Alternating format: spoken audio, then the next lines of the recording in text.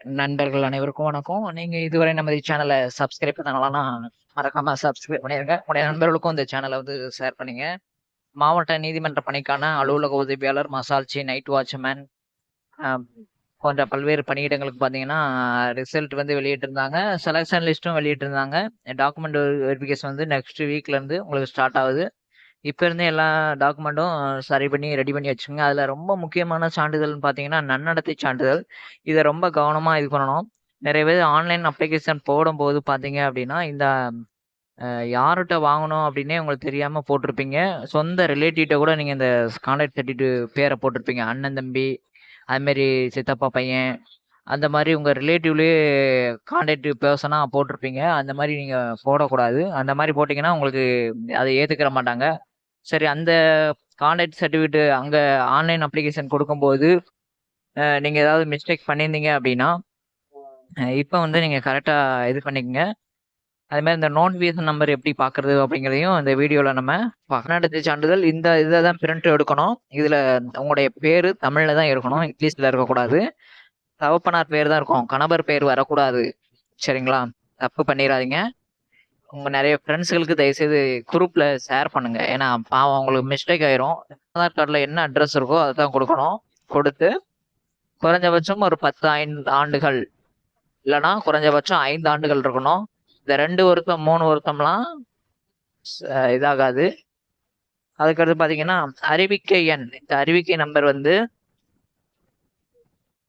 நீங்கள் உங்கள் செலெக்ஷன் லிஸ்ட்டில் பாருங்கள். அதில் பார்த்தீங்க அப்படின்னா அதாவது உங்கள் எக்ஸாமோட கால் டிக்கெட்டில் பாருங்கள், நீங்கள் என்ன போஸ்டிங் அப்ளை பண்ணியிருக்கீங்கன்னு தெரியும். ஓஏக்கு போட்டிருந்தீங்க அப்படின்னா உங்களுக்கு ஸ்டார்டிங்லேயே உங்களுக்கு டாக்குமெண்ட் வெரிஃபிகேஷன் இருக்கும். அந்தந்த டிஸ்ட்ரிக்ட் மண்டலத்தில் பார்த்தீங்கன்னா ஸ்டார்டிங்லேயே உங்களுக்கு இருக்கும். அப்போ அப்படின்னா நீங்கள் அலுவலக உதவியாளருக்கு அப்படிங்கிற மாதிரி அர்த்தம். அதை விட்டு நீங்கள் ஒரு மசால்ச்சி, வாட்ச்மேன் இந்த மாதிரி போஸ்டிங் போட்டிருந்தீங்கன்னா அவங்களுக்கு டாக்குமெண்ட் வெரிஃபிகேஷனோட டேட் பின்னாடி போயிருக்கும். சரிங்களா? அதனால அதுக்கான அறிவிக்கை நம்பர் தான் நீங்கள் போடணும். இது ரெண்டும் கலந்து வந்தவங்களுக்கு 2 நம்பர் சேர்ந்த மாதிரி வந்திருக்கும். ஓஏக்கும் இதுக்கும் சேர்த்து 2 ரோல் நம்பர் வந்திருக்கும். அதனால இந்த ஹால் டிக்கெட்ல பார்த்துக்குங்க, ஓஏ போட்டிருக்கா என்ன போட்டிருக்குன்னு நீங்கள் உங்களோட எக்ஸாமோட ஹால் டிக்கெட்ல பார்க்கணும். பார்த்துட்டு தான் நீங்கள் வெப்சைட்ல போயிட்டு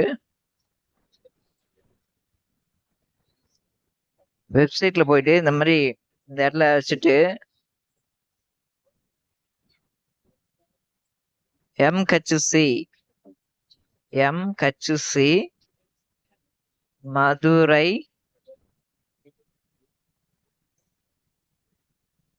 ஆபீஸ் அசிஸ்டன்ட் நோட்டிபிகேஷன் அப்படின்னு அடிச்சு சர்ச் கொடுத்தீங்கன்னா இந்த மாதிரி வரும்.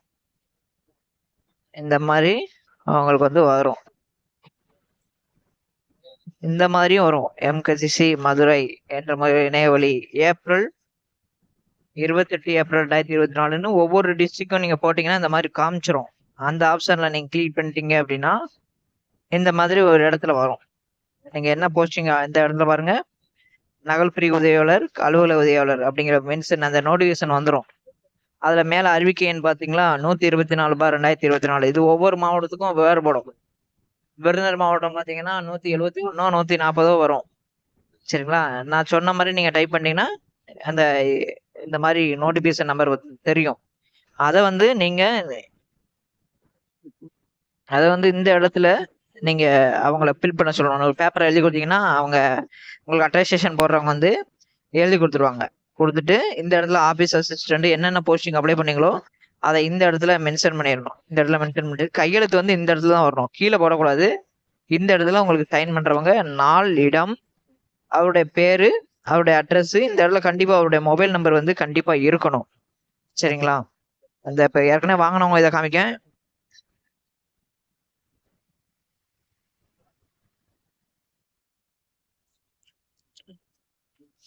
பாத்துங்க, பேரு, தகப்பனார் பேரு, வீட்டு அட்ரஸ், அதுக்கடுத்து பார்த்தீங்கன்னா அவங்களுடைய மாவட்டம், குறைஞ்சபட்சம் 10 ஆண்டுகள், நோட்டிபிகேஷன் நம்பர், அலுவலக உதவியாளர்.